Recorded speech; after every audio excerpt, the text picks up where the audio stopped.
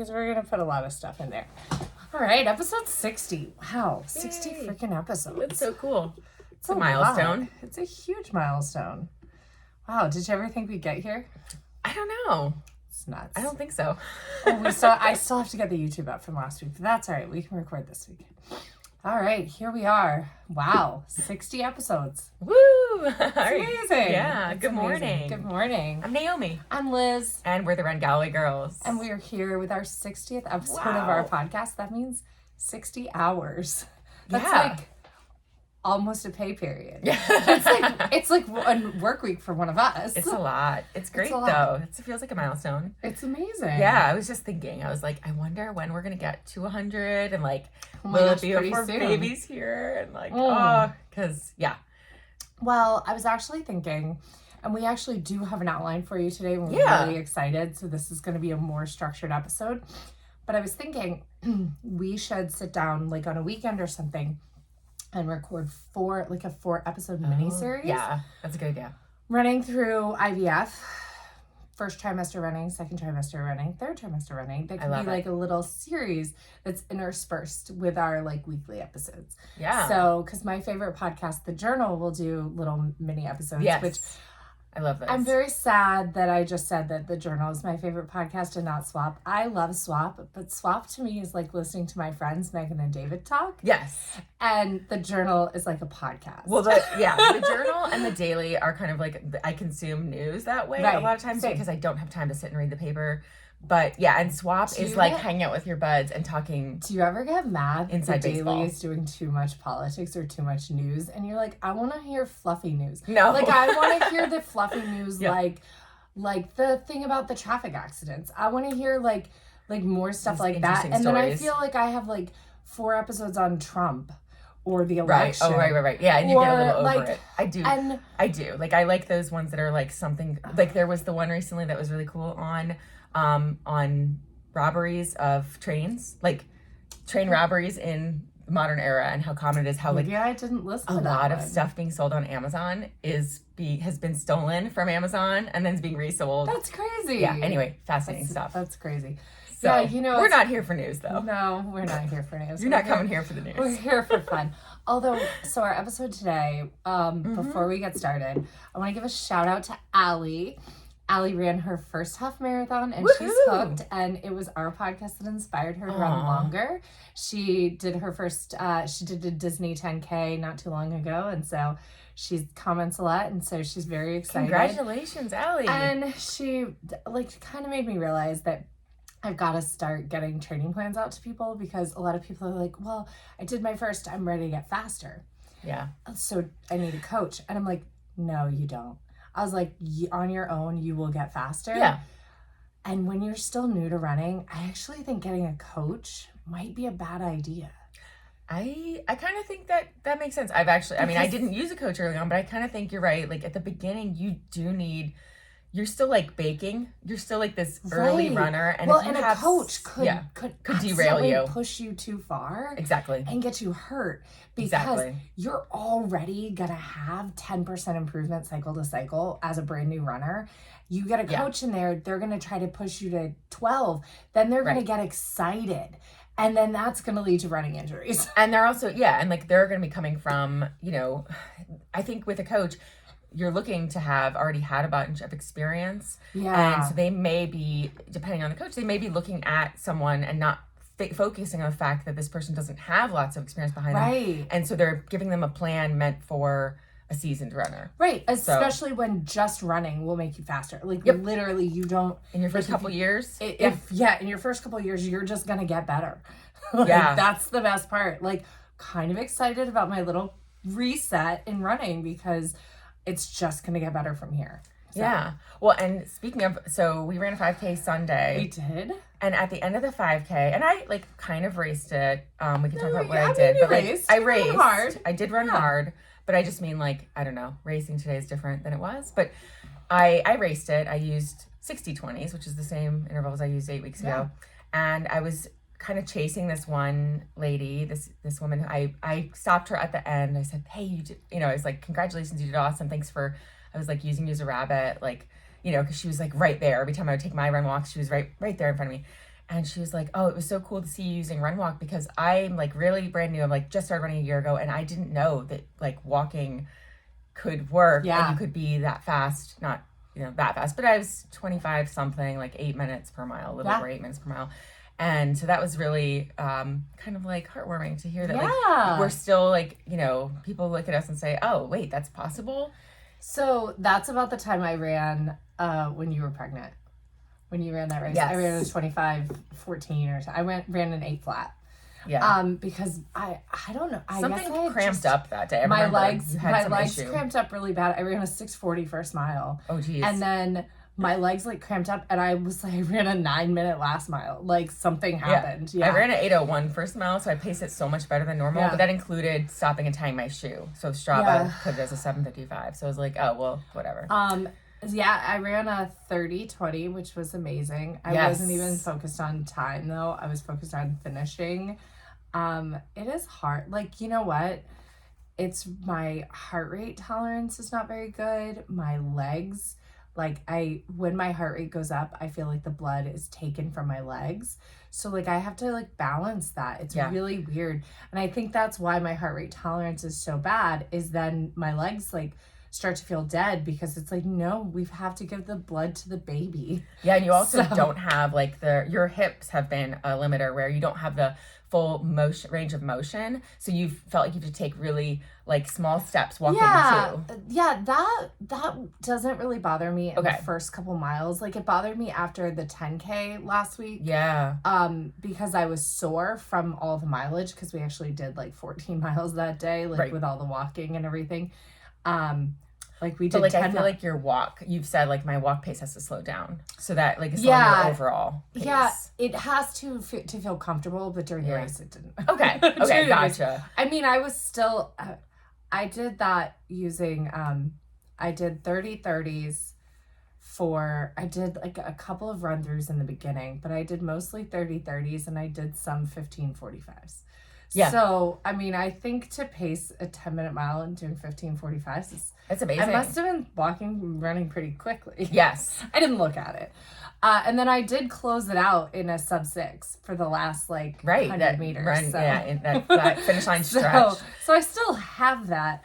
Part of me was thinking we should go to the track on one of our runs. Mm-hmm. And I was like, you know what would be good for me is, sprint a straight, walk a curve, jog a straight, walk a curve, sprint a straight. That might be a good little workout because I could always just do 2 jogs. I basically walk the curves, jog the straights, and I could throw in some sprints in there. Yeah. So we got to put this plan together anyway for my upcoming races. So that way we'll go to the track so that we can kind of still work out together because that's getting harder. But it was good to see, I still ran the same. I was 3 seconds faster, which is not any faster. It's the same.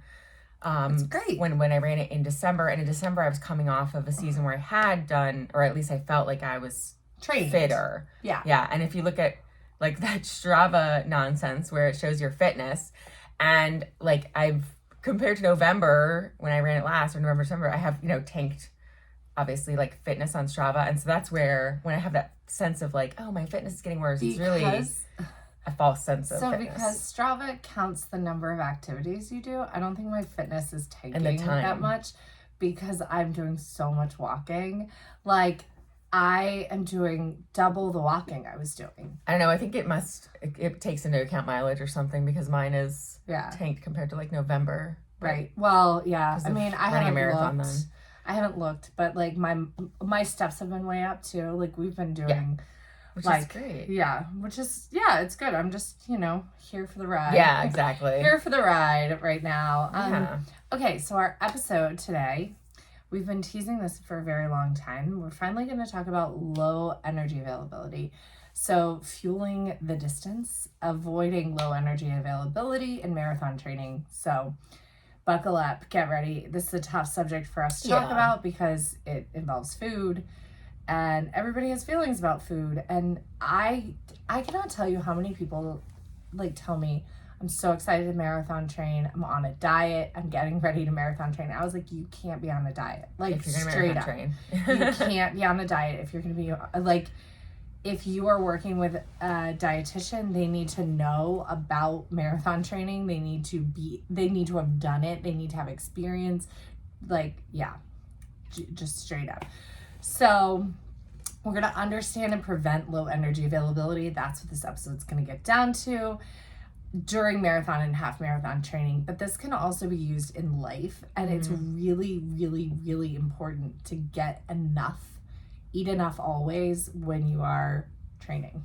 Like, and doing any endurance sport. And and like half marathon, or like for me right now, it's just been base, and then I'm going to start training for like a 10 miler. I would say if you're doing over 15 miles a week, this is something that you need to be paying attention to. Exactly. And that's what I wanted to say, is that like my average weekly miles may not vary that much, or time on my feet might not be that different from when I'm in a half marathon cycle versus just base building if I'm doing 20 miles a week. Right. Here and there. Sometimes when we do a low volume marathon training plan, we've done low volume marathon training plans, and this is the same kind of stuff. Yeah, and then when you get to high volume training, now it's even more important. Right, like, absolutely. So it's important at any level, really. So what is low energy availability? Yeah, so first we need to define it. So the definition of low energy availability is the state where the body doesn't receive enough energy to support the functions necessary for optimal health and performance, after accounting for energy expended during exercise. So this is basically... It's the equation. It's the equation of calories in, calories out, nutrition in, nutrition out. And a lot of people, and we've talked about this before, diet culture out there says subtract 500 calories a day and you'll lose a pound a week, because a pound is 3,500 calories. Right. So people are like, well, but I'm in this calorie deficit. But if you do that when you're marathon training, even with the extra, first off, the calorie count of this many calories per mile is BS, because your body becomes more efficient as things go on, and your body is more efficient at times and less efficient at times. So you really can't look at it as just a pure numbers thing. But it's like you can't expect performance when you're not giving it premium fuel. Like, you can't expect a BMW when you're putting in watered down regular. And that's what being in a calorie deficit really is. It's like giving yourself watered down regular and then being like, why doesn't my engine turn over nicely? Yeah. So and in runners, it can be unintentional to go into this low energy availability. Like, there are many times, and I talked about it a lot in my Instagram, that I was in low energy availability without really realizing it, because I had, I was just having more anxiety in my life. I was having more stomach problems. I was feeling like I was actually, the shitty part about this is I was performing really well. Right. Like, I was running really well, but everything else wasn't. I was getting sick quite often. I was getting fevers randomly, just in the afternoons, randomly at work. I would just pop a little low grade fever.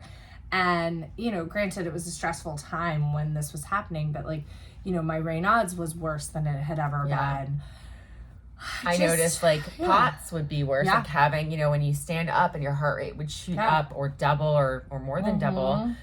That was worse when I was in what now I look back and see it was a low energy availability period versus how it is now when I stand up from sitting. Right. And one of the things that I remember Dr. Jennifer, I think Jennifer G. She said on Tina's podcast, she's like, if you have this low, amazing resting heart rate, but then you stand up and you walk across the room and it shoots up and it's 50%, which isn't very much. So if it shoots up 50%, then that's actually not a low resting heart rate from being fit. That's a low resting heart rate from being underfueled. Yeah, your body's trying to conserve energy. Yeah. And so and your resting heart rate may not be so for mine, it may only went from being in the high 30s to now being in the low 40s. It's not a huge difference in my resting heart rate, but from sitting to standing, it would shoot up from 39 to 110, and now it goes from 42 to 60 or something. Like, it's still maybe 50% higher, but it's not doubling. I think it was a lot more. I think that the number she said was a lot more. I think it was like moving to over 100. Like, for sure. And mine was. Like, that absolutely was. And so... Right. That's a symptom. So it's a symptom. Some of these things that we like claim as like health things. So high training volumes without adequate intake is what causes this. Yeah. And so this could even be someone who's been on a diet and then decides to add running might go into low energy availability because your body is going to try to protect yourself. And so it's going to start shutting down vital systems. All right. So and then the last thing is fueling during runs. We cannot tell you, like, what a you difference. Have to fuel during your runs. Yeah. Because it's going to make your recovery better. And then it's going to make your next run better. Then it's going to make, like, it's not just fueling, like, okay, I'll take, X amount because if I'm doing 45 minutes or longer, or if I'm doing this long, I'll make sure I take something. No, it's runs. Eat breakfast before you run. Right. It's like... And it's more fuel than you think. It's eat after every run. It's making sure that you're fueled on days that you're not running because that's the entire piece of the pie, the whole equation. You have to fuel on rest days as much as you fuel on run days. Yeah, and we talked about before, it's not, one gel or 100 calorie intake during a 45-minute or an hour block. It's actually like 2 to 3 times that. Yeah, and something that Swap actually pointed out, because I used to think, well, if I eat a little bit more on my non-running days, that'll make up, because I would suffer naturally be hungry. I would suffer from less appetite on run days, but the science actually says that it's really important to replace those calories right after the workout, like within 2 hours. So it's really trying to figure out how to force yourself to get some of those, not be in a deficit right after those workouts. Sure, you can then still fuel really well on rest days, but you've got to fuel right after those runs. So it takes like training, essentially, training your stomach, training to get used to that. And then you actually will get back from a run with some appetite if you start to like train yourself on it. And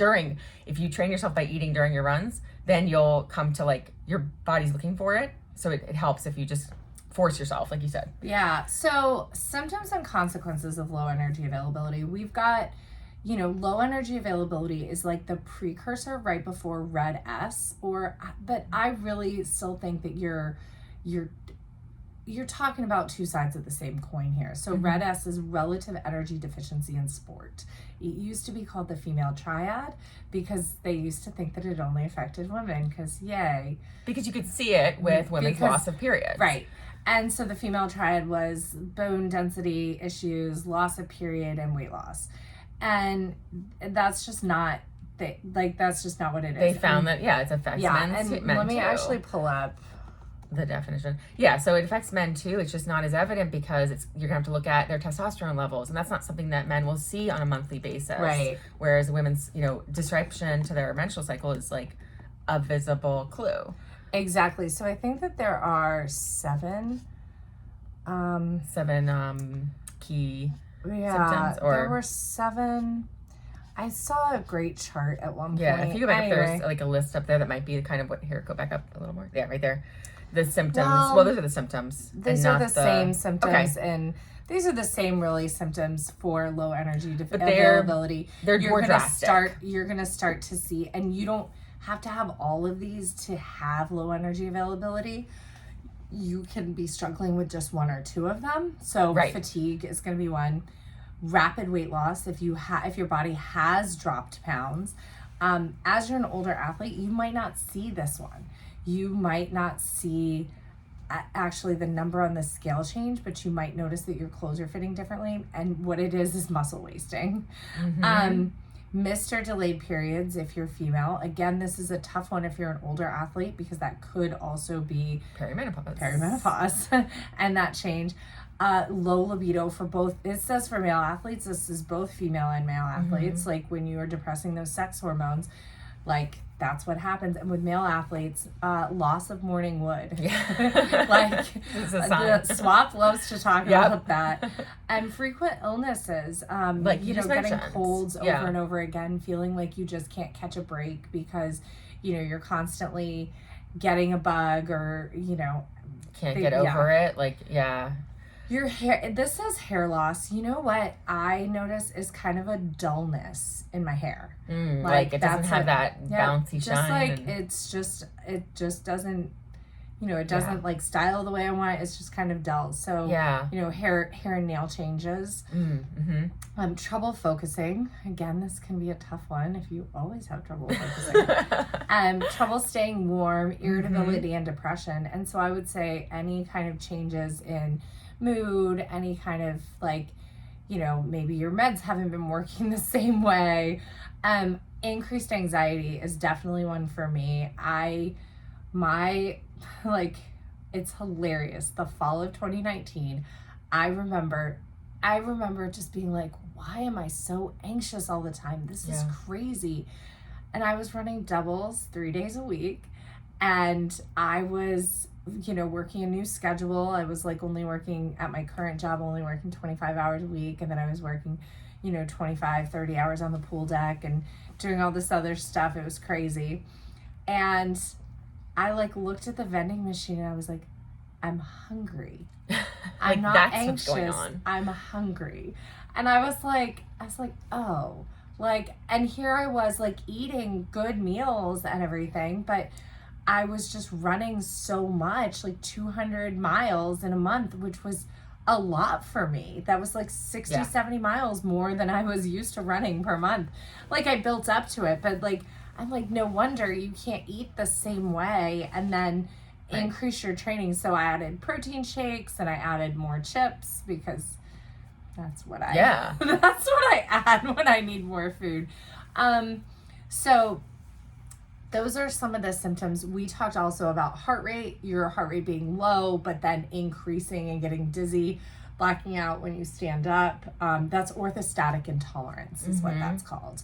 And I had a lot more of that when I had a lower energy availability, or, you know, now looking back at like my 2018, I had a real issue with that. Like if I use my standing desk, I would feel nauseous like after a while. Something else that would kind of happen to me is like when I would be out for a run, I would feel kind of sluggish at the beginning, and then like maybe a mile or two in, I would feel like I could go.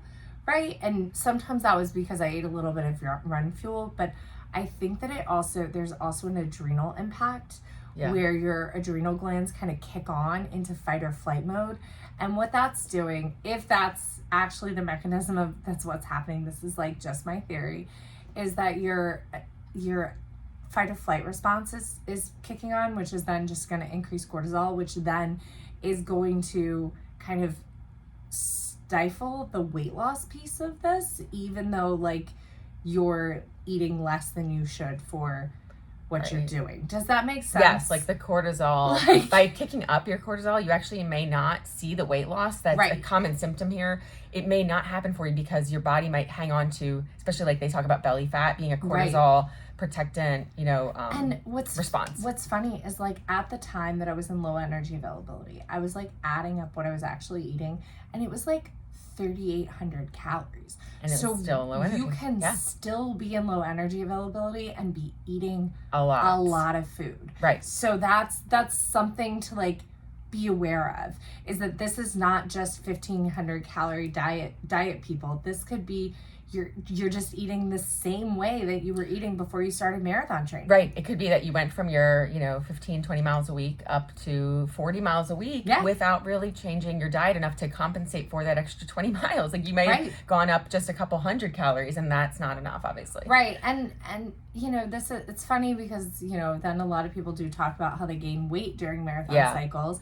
And I like, maybe it is that cortisol response if they're not at, like, it's probably twofold. It's, well, I ran all these miles, I can eat whatever I want, which I actually think, sure, do that. That's better than not. Or it's the like, well, I ran, but I'm not really hungry and I'm fine.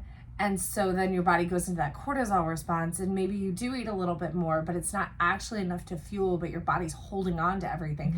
Because that's something else.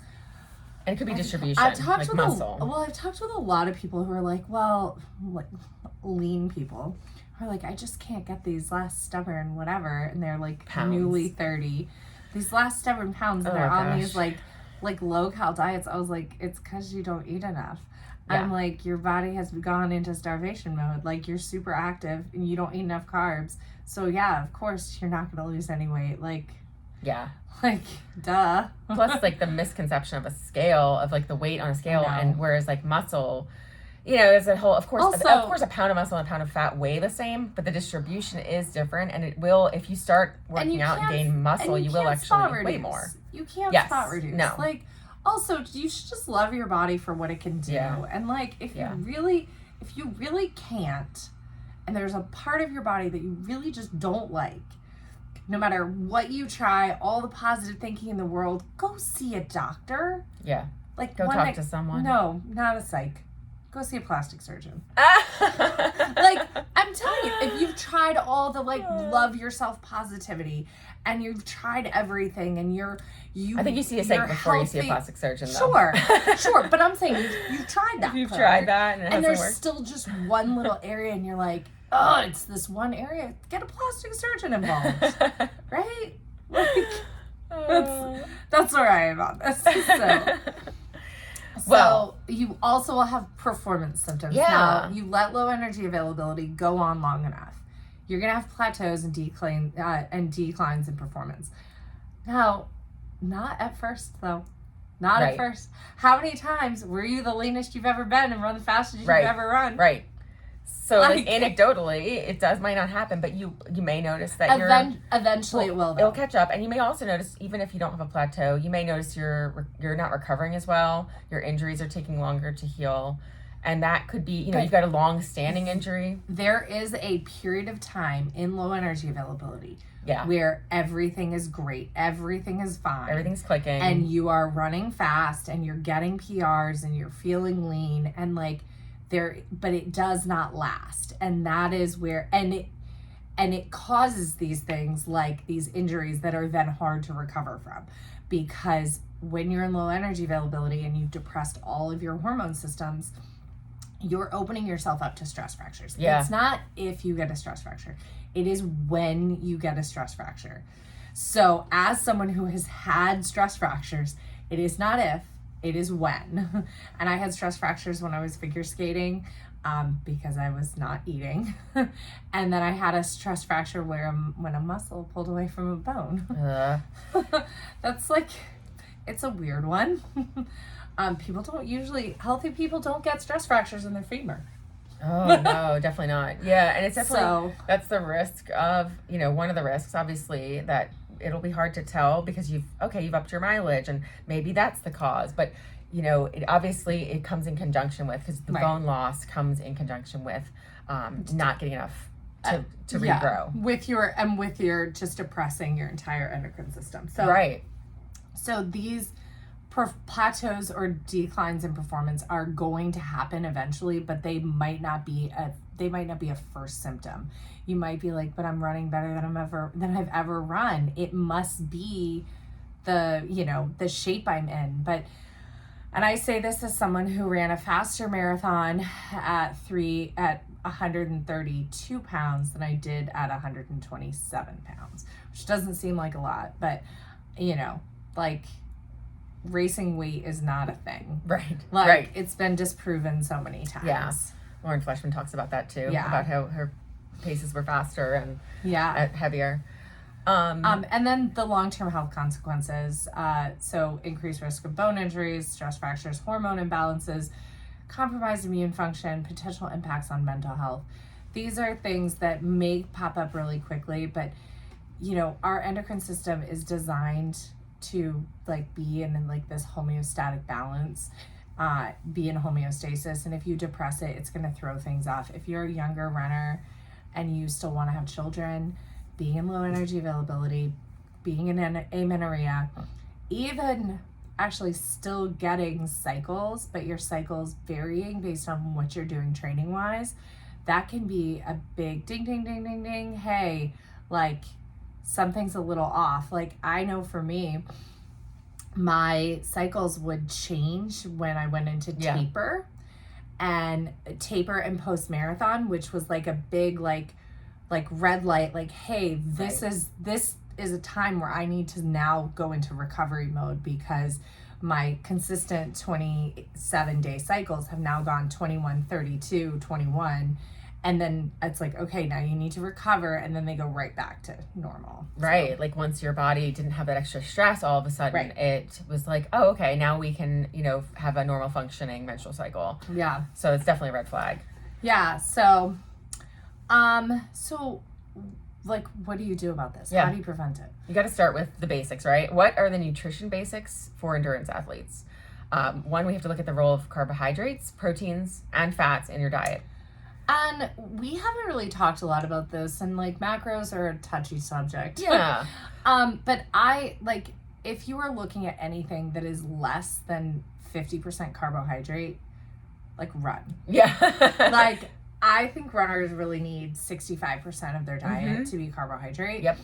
And maybe even more. And guess what? Yeah. If you are eating healthy, like foods that are deemed healthy, although whatever, like if you're making healthy choices for your meals, don't be afraid to make candy choices for those extra carbohydrates that you need on those run days. Like Swedish Fish are great run fuel. Like Sour Patch Kids. When taken, when taken around exercise, carbohydrate is carbohydrate. Like you don't need to worry about like, well, I'm going to have the long grain wild rice because it's better than the white rice. And like we could go into like that piece too. Like personally, I get a lot of GI upset from like whole grain stuff, like from like fancy brown rice versus like and the stuff, white rice versus white rice. Like right. So and go for the you're at Chipotle, get the rice and the burrito shell itself, the wrap itself, the tortilla. Don't just get one, get both. I know some but like go for all of it. Go for all the carbs, not just. And, protein is really important. Like we're big advocates for adding protein shakes. That's a great way to get extra calories when maybe you're not hungry, is throw some protein on it. Yep. Protein cereal. Drink the shake as part. It's a side to your meal. Yeah. It's not a replacement shower for a meal. Shake. I think that's what Featherstone Nutrition calls it. They're like, make your shower shake. I'm like, yes. After a run, you like. We're big fans of the Nature's Bakery cookies. Yeah. In fact, like, I like to have the Nature's Bakery cookies with a yogurt for breakfast now, like being pregnant, because I need more protein. Need the protein. And, I'm on board. On Saturday, Naomi had some cookies with her coffee and then had some more in the car. And I was like, some more cookies after that. I was like, yeah, you can have more than one pack of cookies. Yeah. That's right. So I realized it's Girl Scout cookie season. Girl Scout cookies make great carbs for runners. We're still taking orders if you need them. So I realized that was the easiest thing for me to ingest before runs. Like a lot of times I'm struggling to get the bagel before your marathon, or however much you're supposed to eat, and I'm like, oh, the bagel's too hard to like chew. And so I would just do a couple more packs of the Nature's Bakery, and I'm finding those are way easier for me to actually ingest. And that's what's important, is getting the calories in. Right. Less than the content. I know that everybody makes the delicious waffles, and I love the goo waffles or the honey stinger waffles. Like, I love the real, like the Waffle brand, the big thick frozen ones, VAFEL. I think you bought those excellent ones. And so buy some big ass waffles. Right. And so, toast is great. You Eggo can make waffles it, too. Eggo waffle, like frozen freezer waffles. Yeah. Although those are like only, I think they don't have enough calories. Pretty low cal. You've got to put some stuff on them. Yeah. Or have like 4 of them at least. It's about fueling before, fueling during, with sports nutrition stuff, and fueling after. Cereal is great. It's so funny because there's so many posts on Instagram about how cereal is junk food. And it's like, I mean, sure, it's empty I mean, chips for breakfast are great too. But cereal is not just empty calories, right?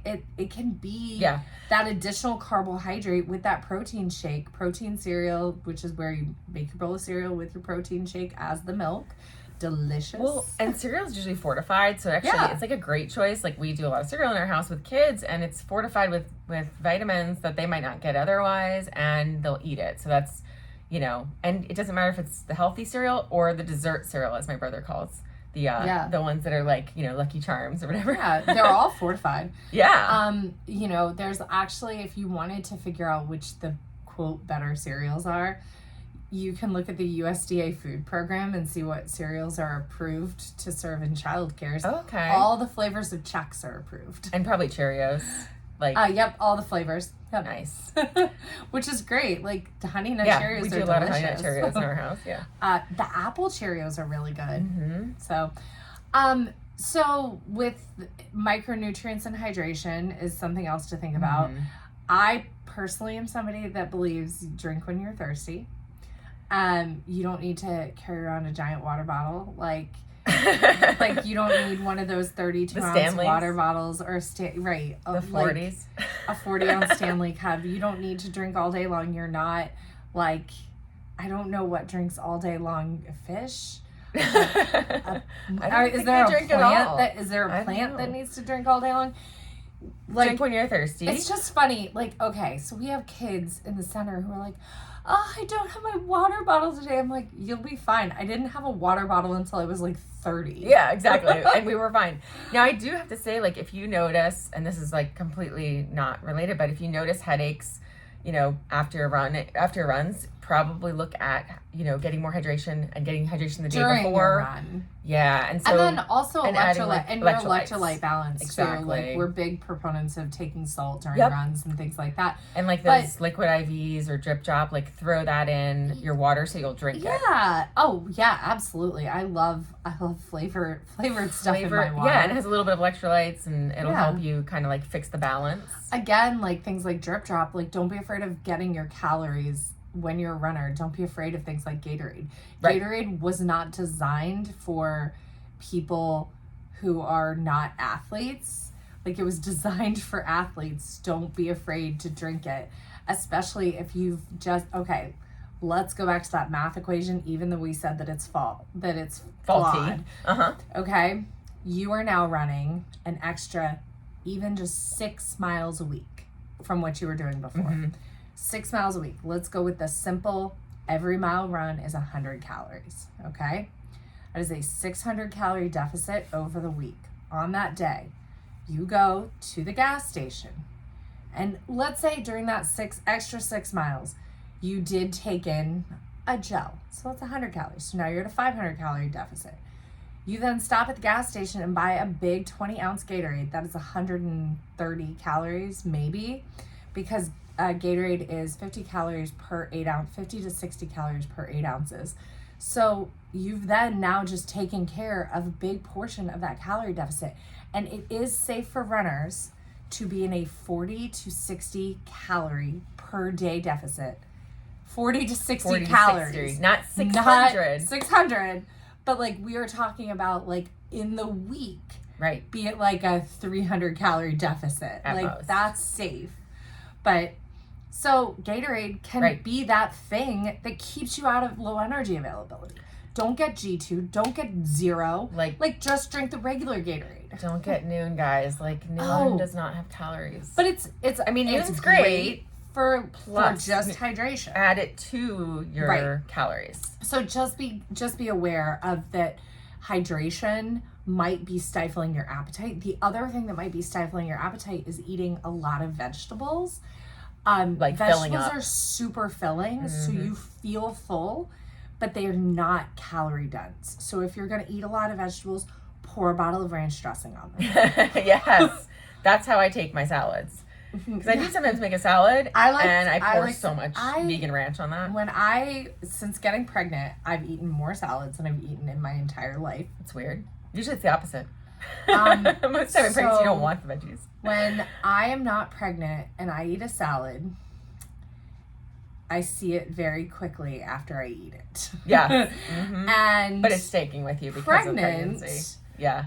I can eat salads and not have to run to the bathroom. Yeah. And the way I like to eat my salad is dressing soup with some lettuce. Yeah.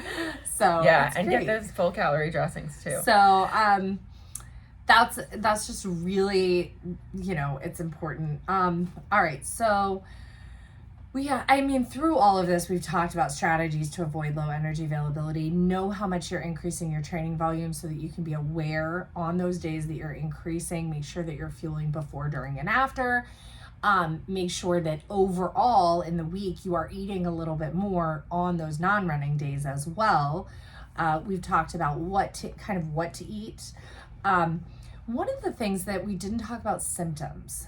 One of those symptoms of low energy availability is actually beginning to not tolerate certain foods and GI distress. Yeah. Which then leads you to restricting what you're eating a little bit more, which then makes the GI symptoms worse.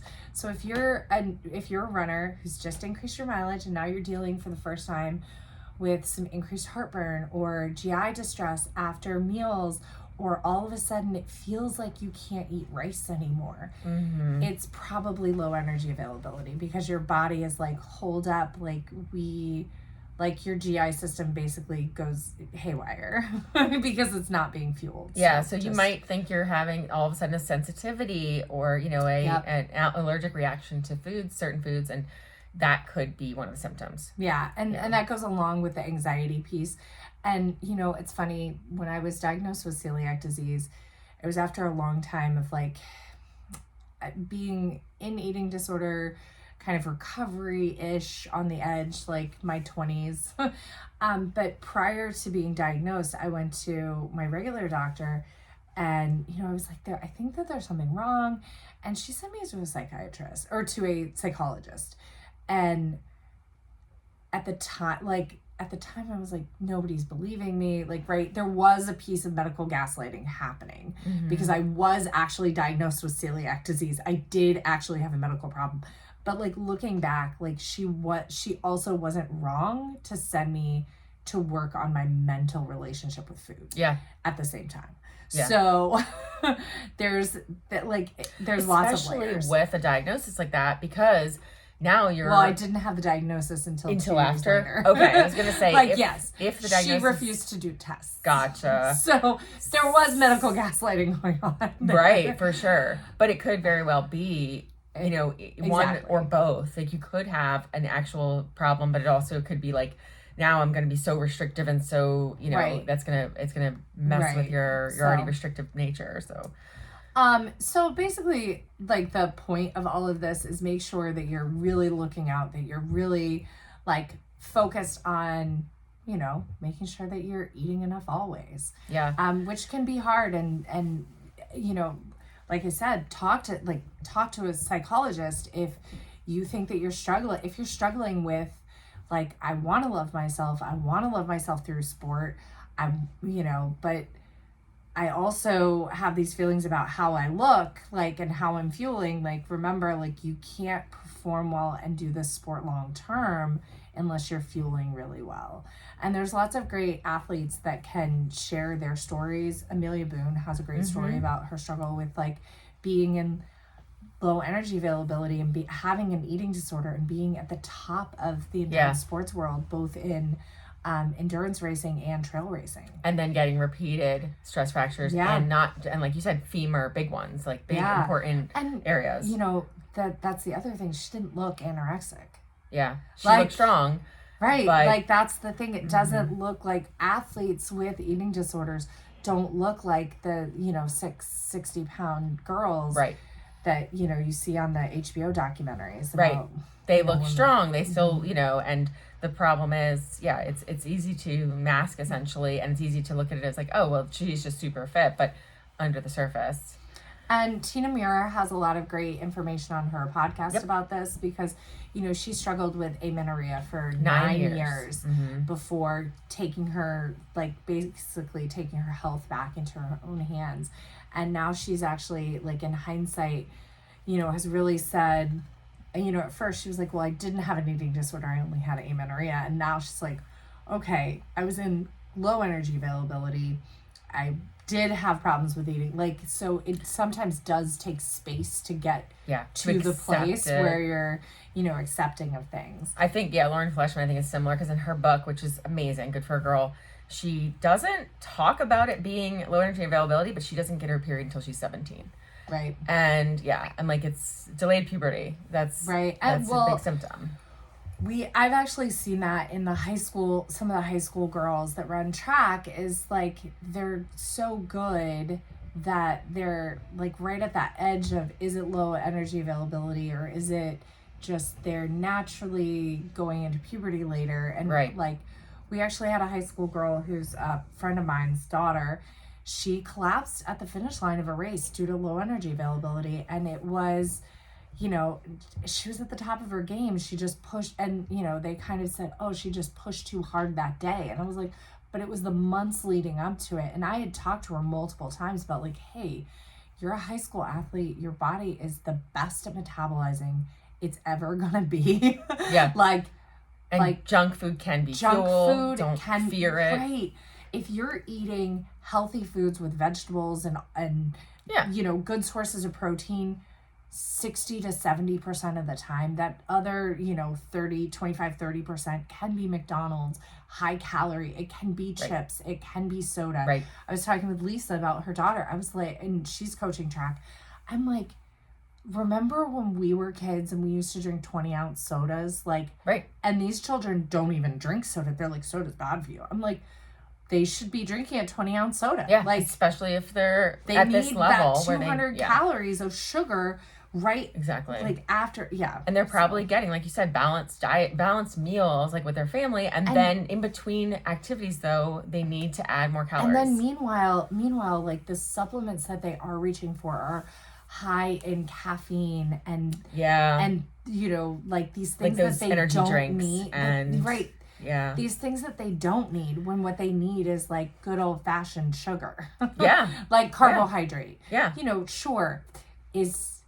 Is it better for a runner to take a sport formulated gel than it is a handful of candy? Probably not. Maybe. Well, I mean, GI-wise, it might be better. And you might need like the salt that you're not getting in the candy. Right, but true. But other than that, like it's you can metabolize it. You can metabolize the candy. Right. I mean, so the key points are, let's really try to avoid low energy availability. If you think you're in low energy availability, reach out to somebody, get some help. Even if it's just another runner, if you're experiencing any weird new symptoms, even if those symptoms are going along with amazing performance, because that's something that I really want to like push through is like, you can feel like you finally figured it out running wise. Everything's clicking. You're looking the way you want to look. You're running the way you want to run. But that is actually the beginning of a problem, or it can be the beginning of a problem. So just be aware because that problem will take way more away from you than it gives you, or than the others, you know, that short time of success gives you. So it's that listening to your body component that we talk about with injuries too. And it's like, you know, listen to your body. If something feels off, or if you're feeling, maybe it's like mental, like you said, maybe you're feeling a little more anxious than usual. More irritable. Those, you know, could be the signs of this, and not, you know. Or you're running really well and then crashing the rest of the day. Like, because remember, like, you've got to... You're fueling for life. Right, you're exactly. Not just fueling for that Unless run. somebody's paying you to run, you've got to still live the rest of your life. Right. So you need to be able to fuel for the rest of your day, the rest of your life, and not just the run. Yeah. And like, when you come back from a run, you should feel like mentally like on. Energized. I mean, when you're running at night, like maybe not. But if you're going out for a run, you shouldn't like go out for a run and then go into work and be like, I can't even focus because I'm so spent. You should be like, I went for a run this morning, so I'm super focused and super ready. Energized. Right? Yeah. So true. Like I think that I've noticed that too, that I, you know, now that I fuel properly, I don't go into work feeling like, oh my gosh, like I could just go take a nap. I feel like, oh, okay, like I'm ready to, you know, rush into this day, charge it, seize the day. So, you know, listen to your body, sometimes ignore, like, don't listen to your body and reach out for help because your body is actually lying to you. I mean, that's me. My body was telling me I was having anxiety. Right. And it took me, like, mentally going, this is not anxiety. This is hunger. Yeah. From years and years of depressing my hunger cues. Right.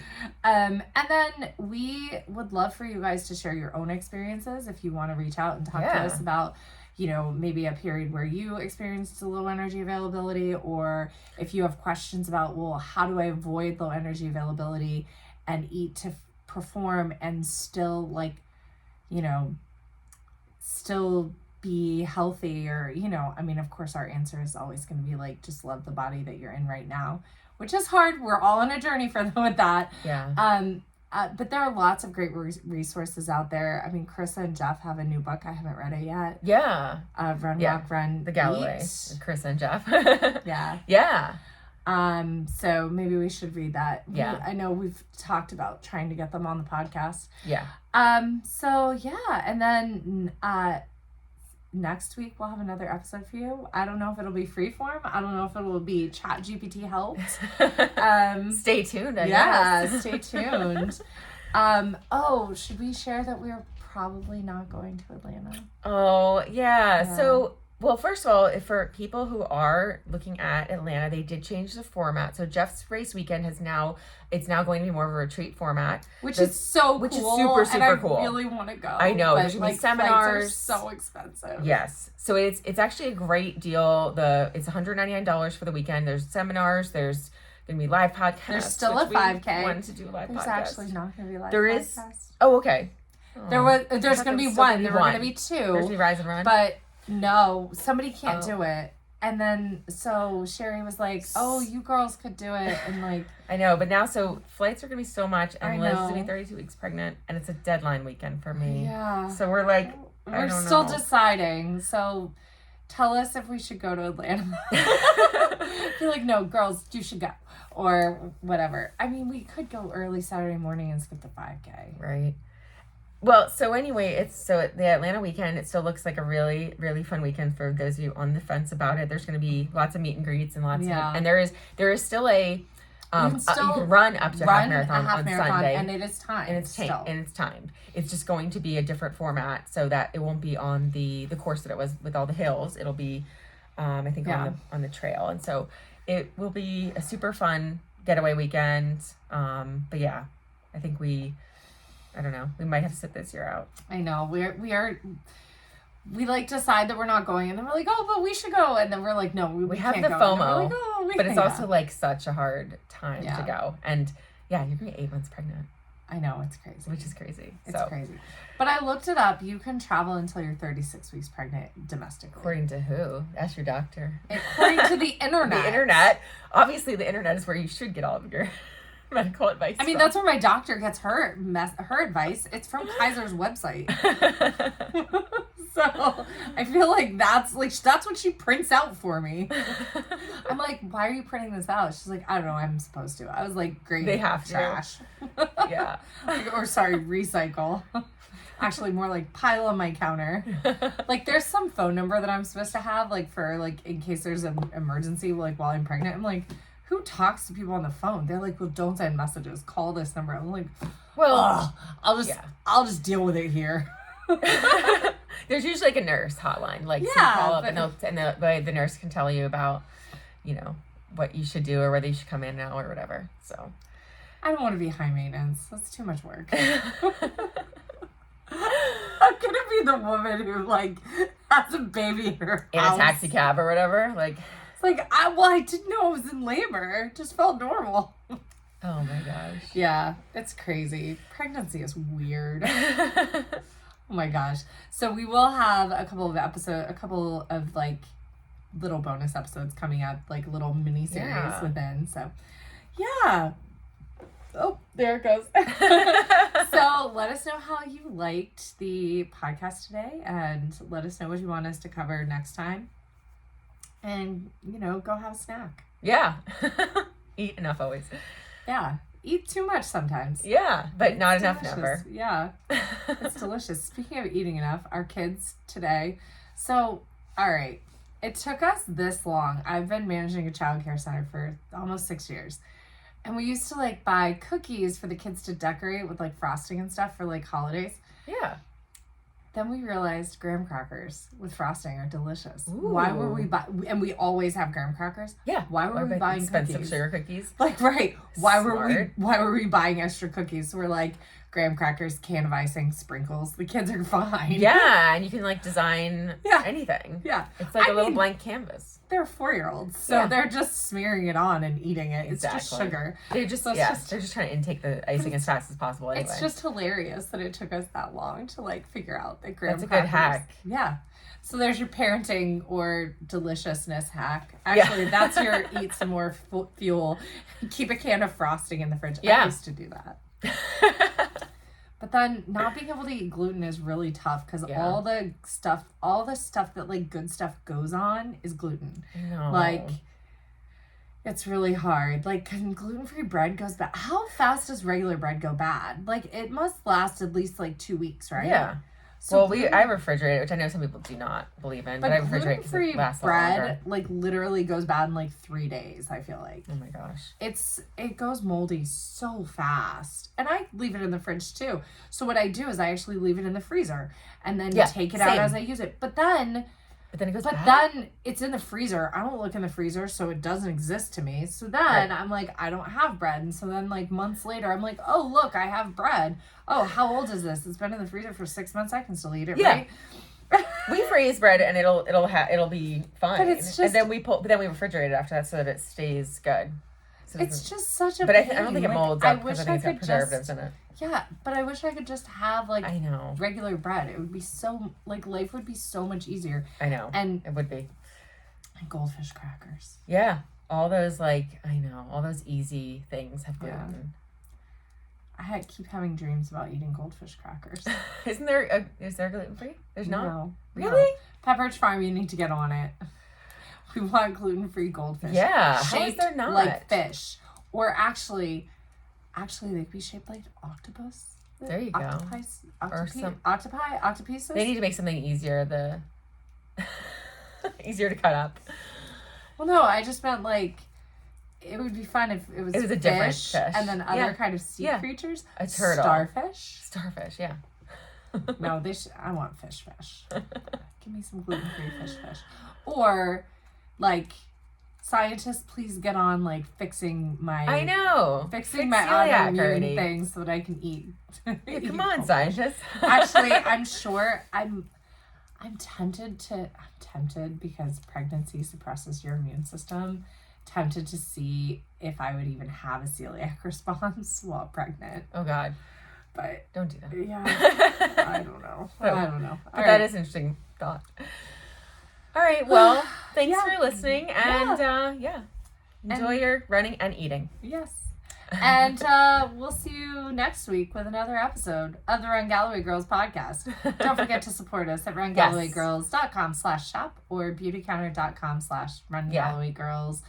And mash that follow button on your wherever you're listening. And if you place an order on Beauty Counter with the Run Galloway Girls or with me, I'll send you something because I got a lot of Beauty Counter crap to get rid of. But I have a lot of like samples products or sitting around. Not even samples, but like full size products. Yeah, they're like full size and holiday, like from holiday gift sets that I need to get out of the baby's room. So so get some free extra stuff with your order. So I mean, if you're listening to this months from now, you'll be too late. But probably like through March I can do that because I've got 2 boxes full of stuff that I'm like, oh my gosh, it's so much stuff, but it's fine.